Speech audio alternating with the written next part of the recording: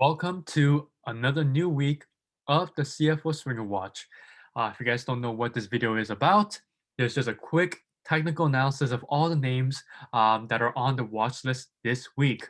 Okay, so let's start off with the broader market, SPY, S&P 500. So once again, we're at all-time highs again. Okay, so this is nothing new, but this time we're actually making levels here, levels of support and resistance, while we're kind of staying up at this all-time high level. And so this kind of tells me that maybe, just maybe, that the price can come back down and we can have that 5 to 10% correction that I've been waiting on.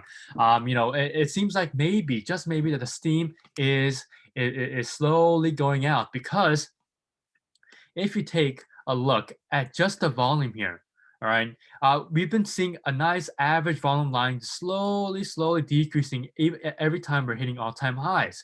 And so this just tells me that at some point, like I previously stated last week, that this buy the dip, the BTD trend can come abruptly to an end once we start seeing a huge reversal of this big uptrend that we've been having. If you guys take a look at the weekly time frame or even the monthly, let's look at the monthly time frame. Okay, and if you take a look at where we've basically bottomed out in the 2008 2009 recession, um, you guys can kind of see how far we've gone up. And so you may say, wait a second, Andrew. We've had these crashes here every now and then. But doesn't that warrant? Since we've had these crashes, doesn't this warrant a nice longer uptrend? Well, that's true. But if you look at this coronavirus pandemic downturn here, okay, you guys can see how we pretty much recovered really quickly, and we recovered more than 100% since pre-COVID highs here.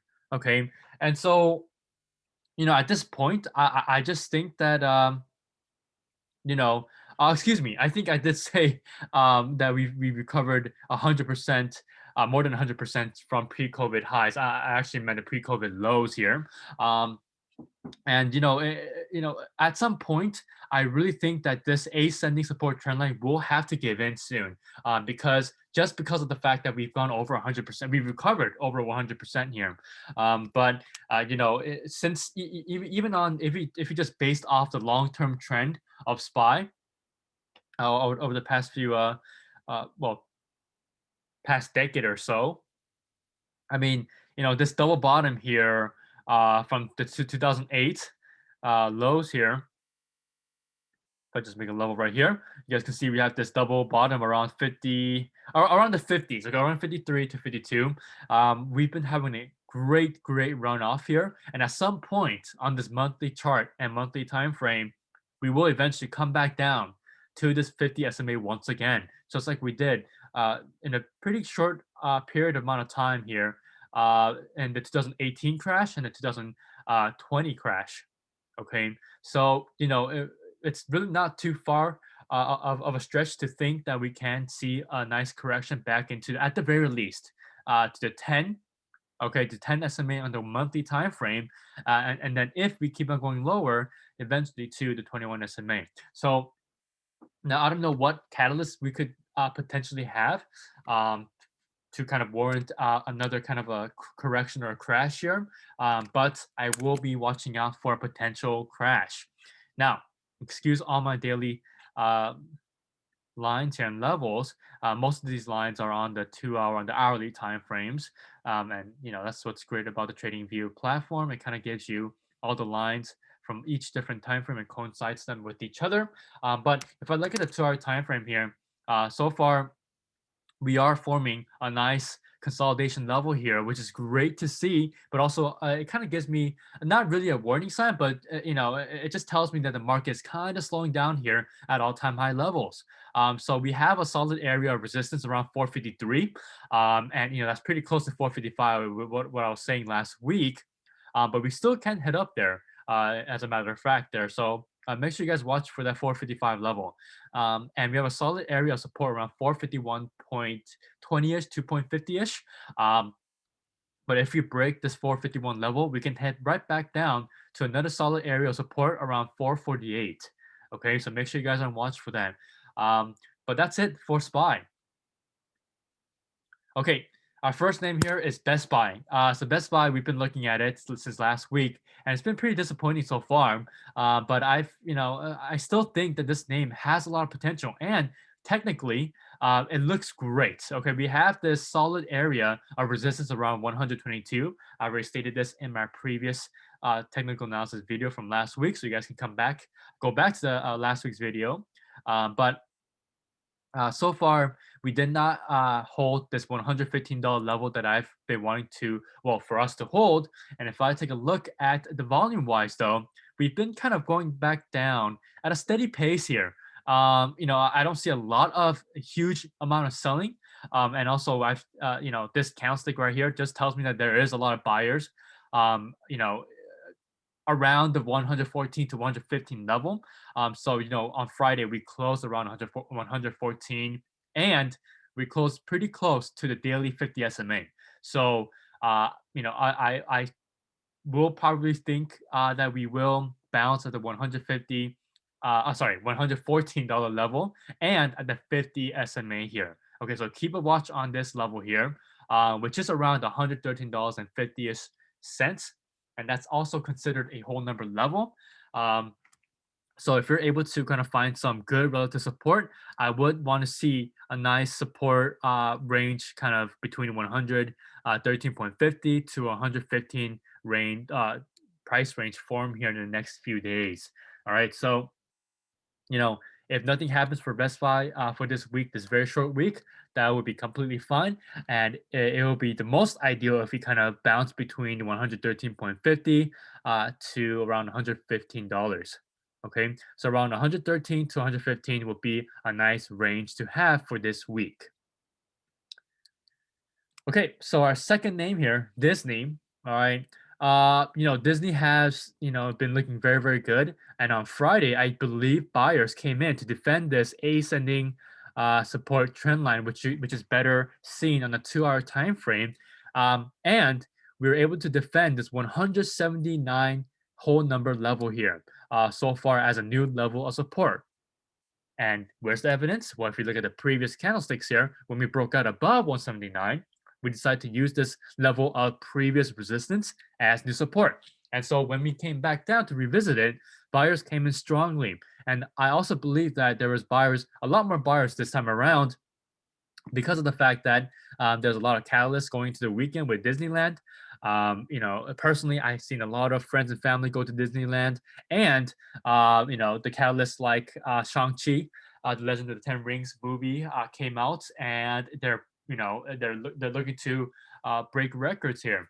So with that in mind, I think if we're able to come back down and revisit 180, I would not think that it'll be a great entry if we start to go lower than 180, because I want to see that bounce at 180-ish, and then eventually we start heading back upwards. But if we open up near 181 and we continue to go up higher, that would also be really, really good.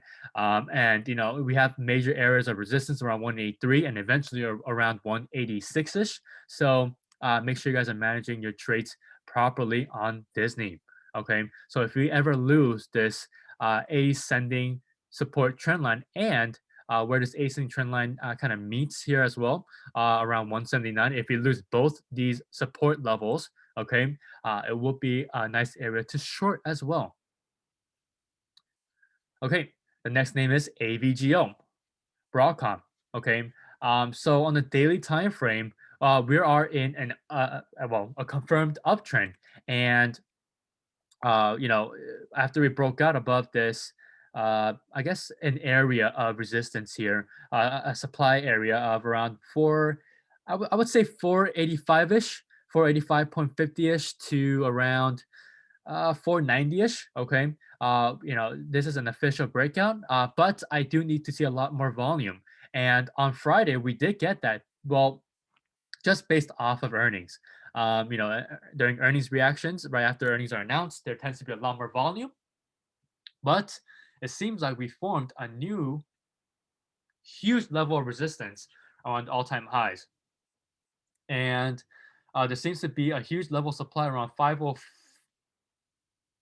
maybe 506 ish to around 507.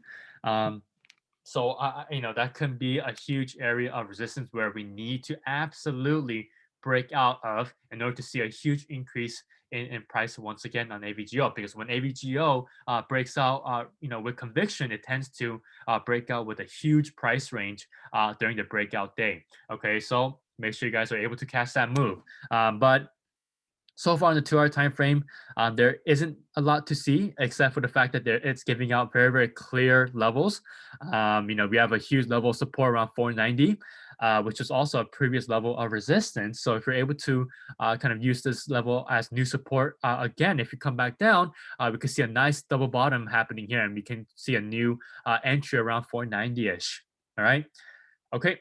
And the last name is my, still my official investment pick for this week. So Baba is still looking pretty good. The selling might have slowed down a little bit, but there is still a lot of risk going in this name. So make sure you guys are managing your cash wisely, especially if you have a lot of cash to spend, and it's really not your cash is really not doing anything.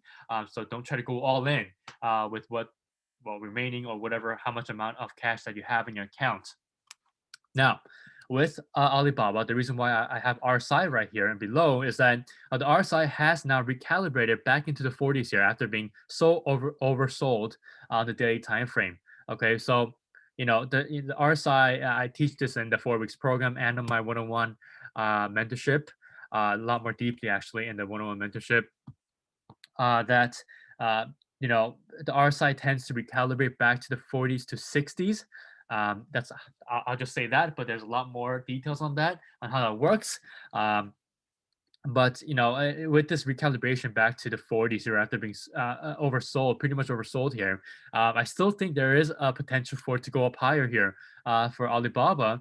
And if you look at the 2 hour time frame, we are now riding above this 10 and 21 SMAs here, these two momentum SMA pairs I really, really like to see, really love to track.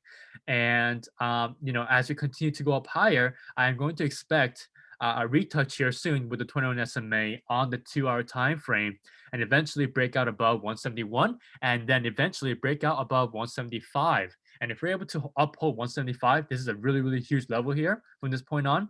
And also if we're able to kind of uphold this ascending support trend line level that we've been kind of making here, we should see a nice burst back into 180s and eventually back towards 190s. Okay. So all the price, if the price is kind of chopping around here, these are all great prices to get in.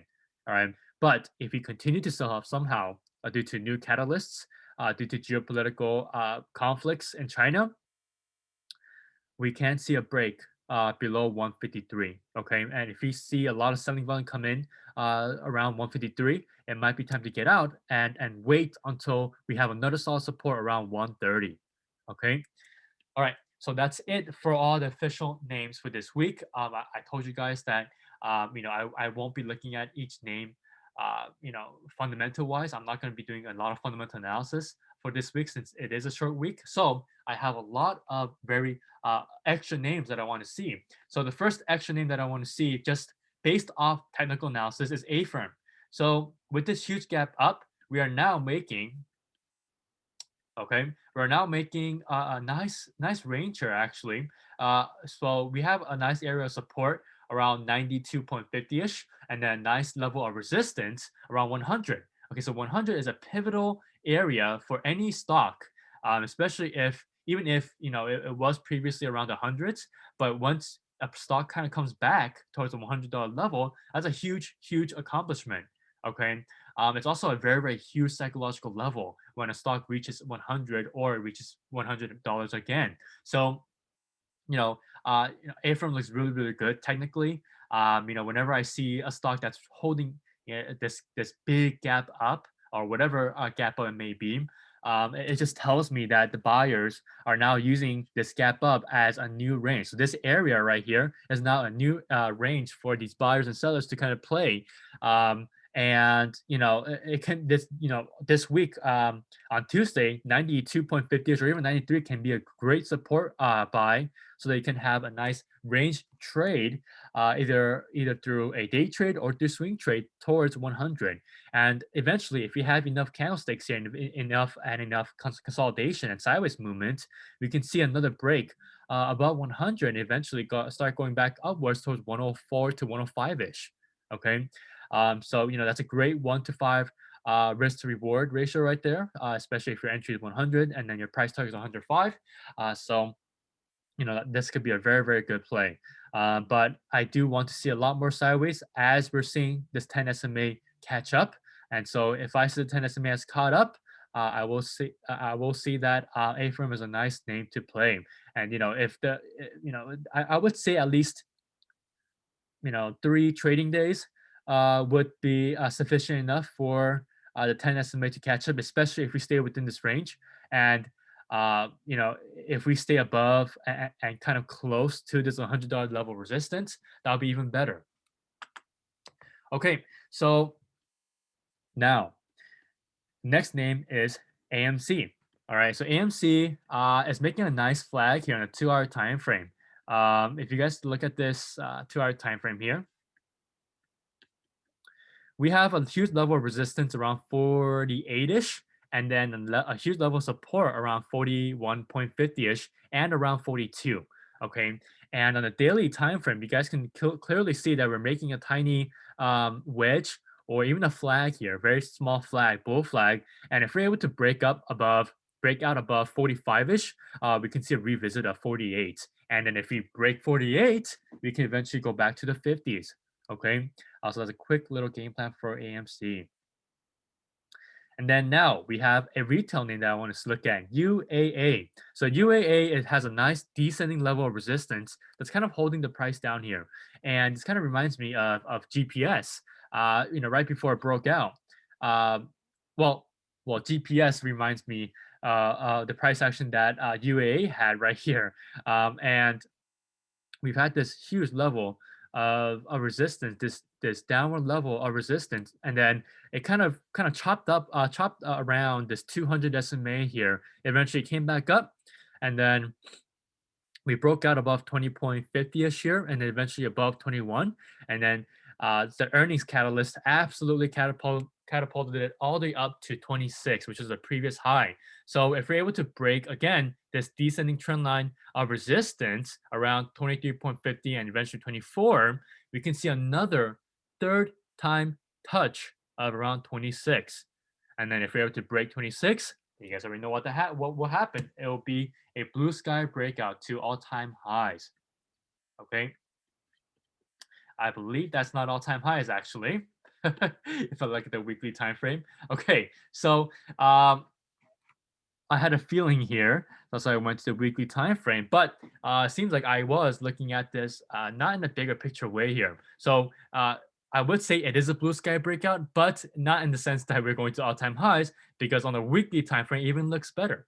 If you're able to break above 26 right here, or even 27, we could see a huge, huge short squeeze back towards the 35-ish here. Okay, so make sure you guys are looking out for this name. This actually looks even better than the first time I've been looking at this name. I mean, it seems like we even have a inverted head and shoulders as well. Okay, so next name is Kim. Okay, KIM. It's a real estate name. Another popular names for real estate is SPG and O. Okay, those are the two ticker symbols that I always look at. But Kim looks very good. We're seeing that ascending support trend line, and then an ascending triangle as a chart pattern, which is always a bullish chart pattern. And if we're able to break up above 22 and eventually break up above 22.50-ish with a lot of volume, we could see a push towards 23 and eventually to 24. Okay, so this is a very, very simple name. Has clear levels. So if you guys like names with clear levels, this is a great name. Okay, And the second to last name is Shop. You guys already know what Shop is. I posted on my Instagram as well how Shop is making a nice uh, wedge here, or e- uh, uh, a nice triangle here, symmetrical triangle. They're both synonymous names, and we have a clear level that we need to break out of around 1,555 ish here, and we keep on kind of coming back down. And there's a lot of sellers around 1,580 ish. So if we're able to clear above this level of 1,580 ish, 85 ish as well, we should see a nice big squeeze towards 1,600, and eventually, maybe, just maybe, if the market allows this name to kind of go upwards and upwards and upwards, revisit the previous all-time high level around 1,650.00. Okay, so if we're able to come back up there, that will be a great swing from this point on. And if we see a rejection, that will be another uh, trade to short, as that could be a nice double top action there. Okay, but so far this name looks great. The 10 SMA is supporting to move upwards, and the 21 is starting to curl upwards as well. But for now, it's kind of laying dormant here and going horizontal. But if we're able to see a nice big price increase, we will see that curling action. But for now, the 10 SMA is doing its job and supporting the way upwards. Okay, so the last extra name is WDC. Okay, so WDC, it's also kind of acting like GPS and UAA. We're kind of chopping around the 200 SMA here. And if we're able to kind of break out above, I would say around 62.50 and eventually 63, we should see a huge, huge, huge volume-backed pop back towards 66 and eventually to 67.50-ish. Okay, but if we break this huge clear level of support around 60.50-ish, okay, there's literally no area of support except for 59. Okay, and if we break below 59, that's even worse, because we're going to continue to sell off until the next level of support, which is around 54-ish. All right, that's a huge downward move from current prices right now. So that can also warrant as a good short entry as well, around 60 or even 59. But if we're not able to kind of come back up above this level of resistance around 63-ish is kind of my average number. Oops, excuse me here. Um, you know, I would say that this will be a name to kind of avoid, especially if you're kind of going on the long side. Long side after a huge catalyst it had. You guys can simply just look that up for WDC, but they've had some pretty positive news, and a lot of volume came in. Okay, but the volume quickly dissipated, which tells me that this candlestick right here was just full of day traders who were just reacting off of that nice catalyst slash news. Okay, but WDC looks very, very good. But we do have to be mindful of this descending level of resistance, just like GPS and UAA right here. Okay, right there. Okay, so that's it for all the stock names. I will be in and out of the CFO Discord as I'm still on vacation. But lastly, I do have my cryptocurrency picks, which I also will be showing you guys my entries like I did previously with Ethereum, which did extremely well. So I hope you guys got in when I told you guys what my entries were. But this week's main cryptocurrency pick is Doge. Okay, and Doge currently right now is actually looking very, very good as well. We were kind of making this symmetrical triangle flag, or even a pennant if you want to call it, but it's a very, very small flag here, and wedge as well. But so far, the 10 and 21 SMA, we're staying above it. Every single time we go below it, we snap right back up. And even the RSI on the cryptocurrency is showing that it's pretty strong so far. It's staying around 50 to 60 range, which tells me that this is a very, very strong condition right now for Doge. And if we're able to break out above 32, 0.32 here, we should see a huge increase to 35 and eventually back towards 0.40. All right. So 0.40 will be a nice price target for Doge. Okay, so that is it for this week. I hope you guys stay patient this week. Try not to get into too many positions as it is a very, very short week. But yeah, I will see you guys next week. And hopefully, um, we see a lot more interesting plays this week, even though I just based off my experience on Labor Day weekends and Labor Day weeks, there is not a lot of volume. Well, market wise, and all these names can have very, very low volume this whole week. So make sure you guys watch out for that. And yeah, that's it. I will see you all on the CFO Discord tomorrow morning. Have a great rest of your Labor Day weekend and have a great night. I'll see you guys on the next one.